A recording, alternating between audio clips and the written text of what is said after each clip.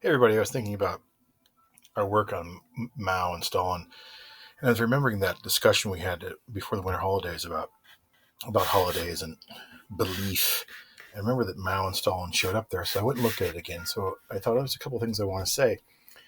So remember that before the winter holidays we had this discussion. I made an argument, a claim to you that everybody has holidays and rituals that go with those holidays to celebrate something important in their either belief system or their religious thought structure, and they had those holidays because they believed in something, typically speaking.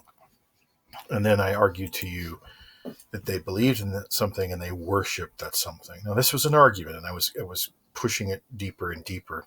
I don't want to rehash that argument with you, but I wanted to remind you that I also pointed out that in the name of worshiping that something, that people could do a lot of things badly or wrong.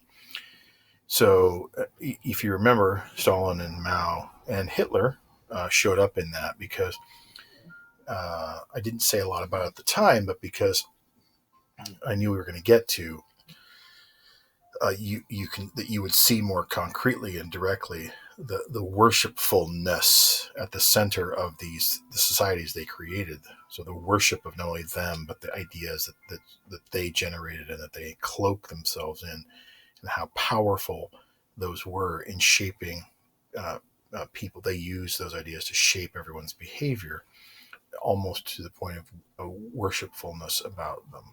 Okay?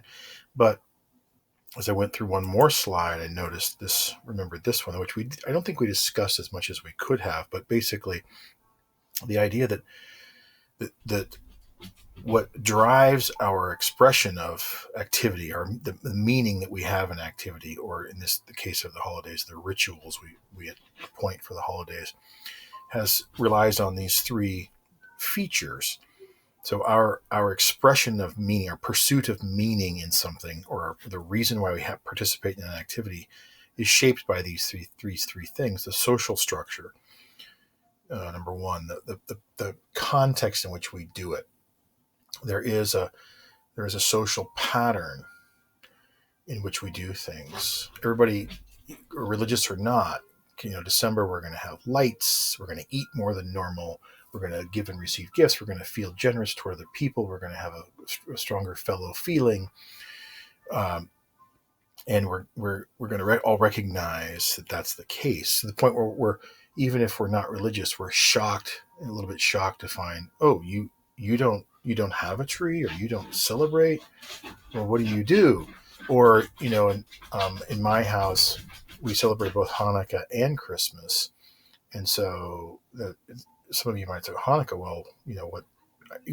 Now that you do know after our work, but before that, Mike, well, what's Hanukkah and why would you do that? Because that's not a social context we're familiar with. So the social patterns of context where our activities happen.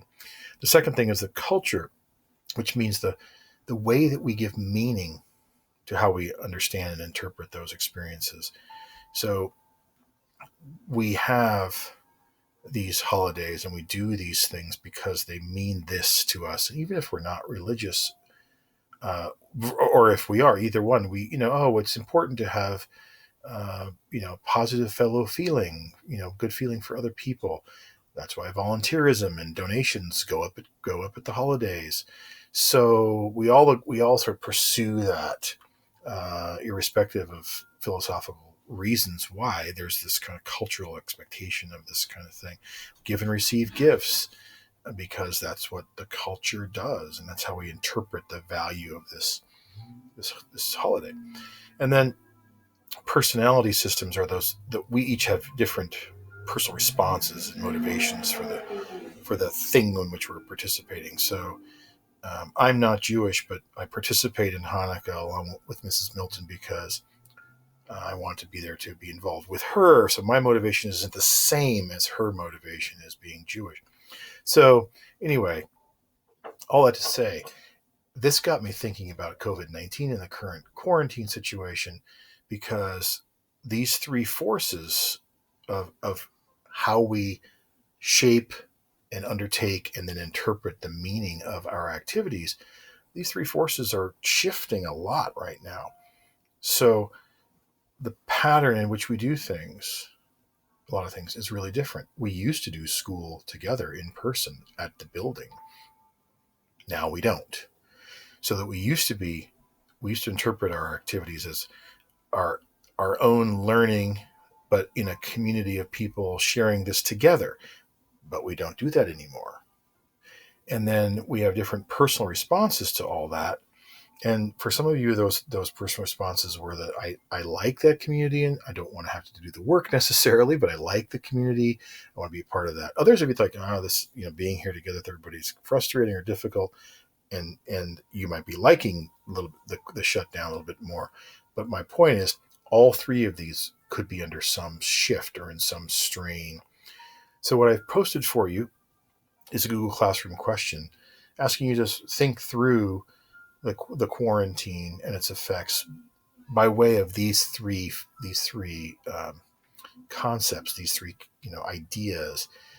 So I want to hear about some things you perceived as changing, but through the lens of these three categories, through these three ideas. So don't just post on there, well, I can't go out and I can't go out and practice soccer anymore. Well, I mean, what's that reflect about? How is that an example of social structure changing or culture changing or personality systems changing? So, for instance, um, maybe we're going to have a culture that looks at sports differently now than it used to, because we've had to we've had to wait through not having them. Maybe we're going to reorient ourselves as a society to valuing different things. What do you think that would be? What it would look like? So try that, please, on the Google Classroom question.